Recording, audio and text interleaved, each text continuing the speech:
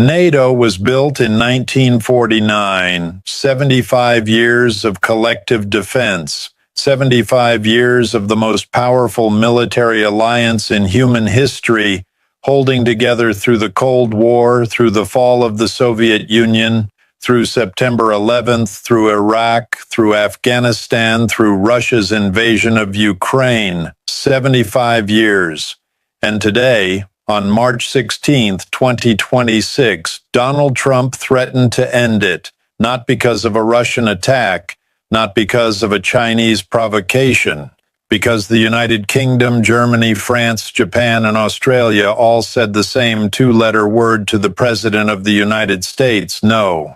Trump demanded that NATO allies send warships to the Strait of Hormuz, the 5-mile choke point through which 1/5 of the world's entire oil supply normally flows. He said countries that rely on Gulf oil should send their navies to protect it. He said it was a very small endeavor. He said he would remember which countries helped and which ones did not. And then, in an interview with the Financial Times, he said the words that have now sent shockwaves through every foreign ministry on the planet. He said failure to help would be very bad for the future of NATO. I'm George Will. Tonight we show you exactly why every major ally said no, and why their reasons are far more devastating to Trump's strategy than anyone in Washington wants to admit.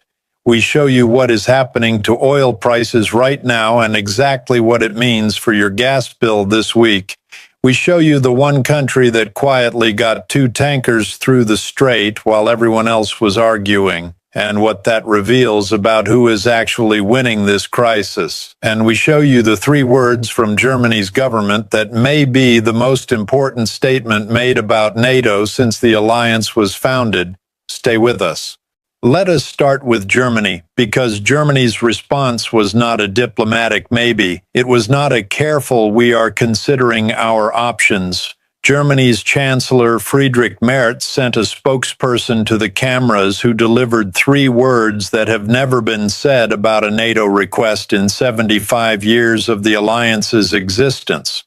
This war, the spokesperson said, has nothing to do with NATO. It is not NATO's war. The German government added that participation in any activity in the Strait of Hormuz had not been considered before this war and is not being considered now. Germany's own foreign minister arriving in Brussels told reporters he does not see a role for NATO members in the Strait of Hormuz at all. That is not hesitation. That is a door being closed, locked, and bolted. France was equally direct. France's armed forces minister said the country would maintain a defensive and protective posture and would not be drawn into a war led by the United States and Israel. Not our war, not our coalition, not our problem to solve with French warships.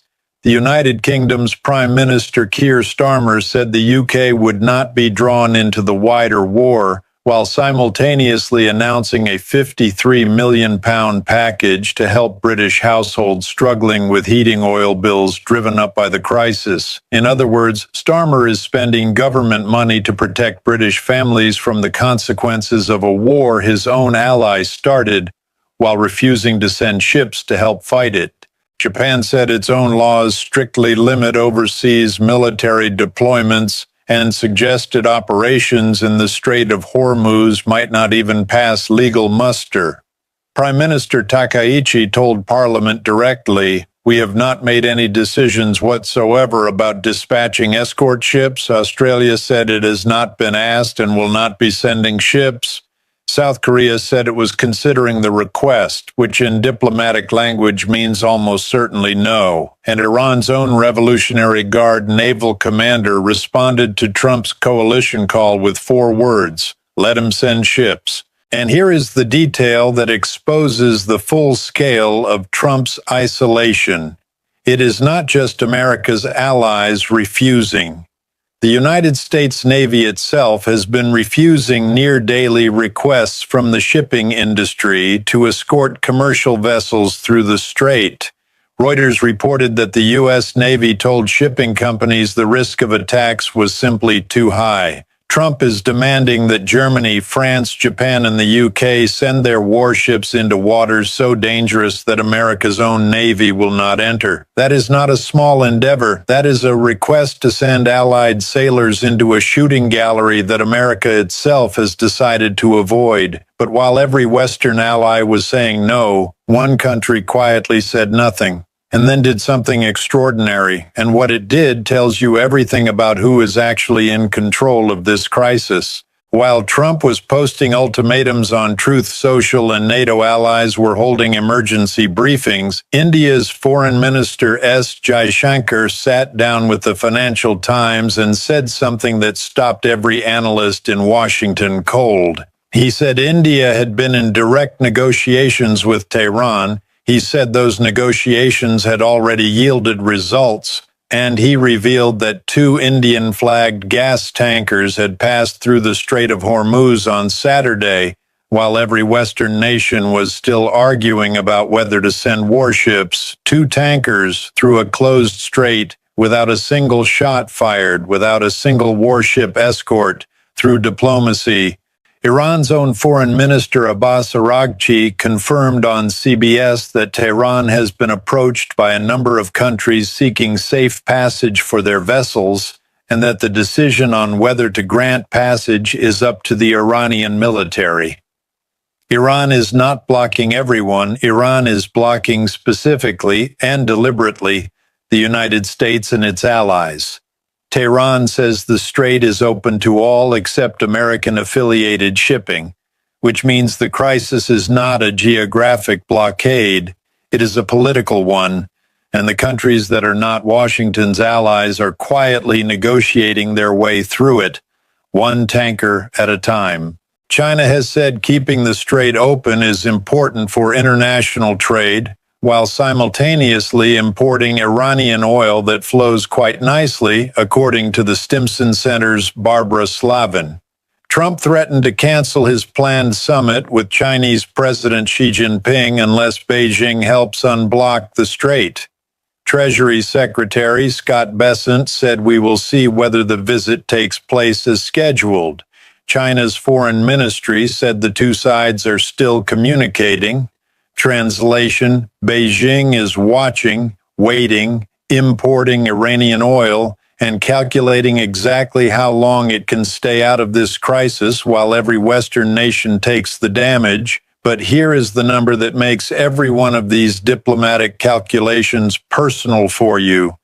Because right now, today, this crisis is sitting inside your gas tank.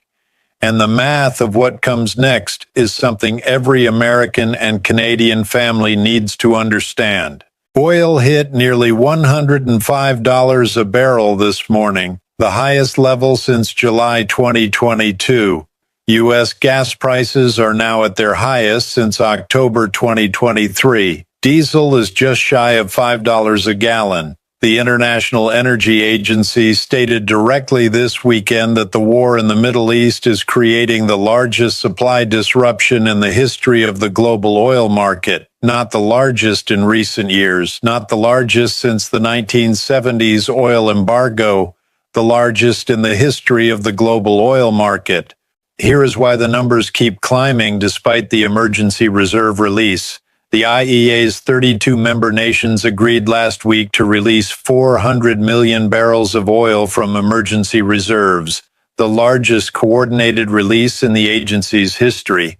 And CNN confirmed this morning that at the current rate of disruption, 15 million barrels of crude and 5 million barrels of oil products cut off from global markets every single day, that 400 million barrel emergency buffer would be completely absorbed in just 26 days. 26 days. The emergency reserve is a Band-Aid on a wound that requires surgery, and the surgery requires opening the strait. And opening the strait requires either a deal with Iran or a military operation that every major ally on earth just refused to join. 1,000 oil tankers are currently stranded and unable to pass through the Strait of Hormuz. 1,000. At least 10 oil tankers have been hit, targeted, or reported attacks since February 28, according to UK Maritime Trade Operations data. Iran has planted naval mines in the waterway. The IRGC has warned it will set ablaze any vessel that attempts the crossing without Iranian permission. EU energy ministers are meeting today specifically to discuss how to curb rising energy costs, and Iran's new supreme leader has promised to keep the maritime artery closed, while senior Iranian officials have warned the world to expect oil at $200 a barrel if the situation escalates further. And sitting above all of these numbers, above the tankers and the mines and the oil prices, is the single most important geopolitical question of this entire crisis. What happens to NATO if nobody answers Trump's call? Because the answer changes everything about the world your children will grow up in. Here is what very bad future for NATO actually means. NATO's Article 5, the principle that an attack on one member is an attack on all, is the single most powerful security guarantee in human history. It is the reason Western Europe has not fought a major war in 80 years. It is the reason small nations bordering Russia sleep at night. It is the reason the Baltic states, Poland, Romania, and a dozen other countries chose to align with the West rather than accommodate Moscow. The entire architecture of Western security rests on one assumption, that when America calls, its allies answer. And when allies are in danger, America answers back. What happened today did not break that assumption, but it bent it in ways that will take years to straighten. Germany said this is not NATO's war. France said we will not be drawn in. Japan said our laws may not permit it. The UK said we will not be drawn into the wider war, and crucially, none of them are wrong. The Strait of Hormuz is not NATO territory. The war with Iran was not started by a NATO member being attacked. Article 5 does not apply. Every ally that said no today said no on legally and strategically defensible grounds, and Trump responded by threatening the future of the entire alliance. That exchange, that specific dynamic, is the one that every adversary of the Western world is studying tonight. Russia, China, Iran, North Korea. All of them are watching to see whether American threats against its own allies land harder than American threats against its enemies. Meanwhile, India got 2 tankers through the strait on Saturday with a phone call. While Washington was threatening NATO, New Delhi was negotiating with Tehran. While Trump was posting ultimatums on Truth Social, Indian diplomats were quietly delivering results. The Strait of Hormuz is not closed to everyone. It is closed to America and its allies, which means the crisis has a diplomatic solution. It just requires talking to Iran. And the country doing that talking, the country actually getting tankers through, is not the United States. It is the world's most populous democracy, operating independently, protecting its own national interest, while the Western alliance argues about warships. Oil is at $105. Diesel is nearly $5 a gallon. 1,000 tankers are stranded. The emergency reserve will run out in 26 days at current disruption levels. Every major Western ally has said no to Trump's coalition. America's own Navy is refusing to escort ships through the strait, and the President of the United States is threatening to destroy the 75-year-old alliance that has kept the peace in Europe, because France and Germany will not send their sailors into waters America itself considers too dangerous. That is where we are tonight. And what happens in the next 72 hours will determine whether this is a crisis that gets managed or a turning point that reshapes the entire world order.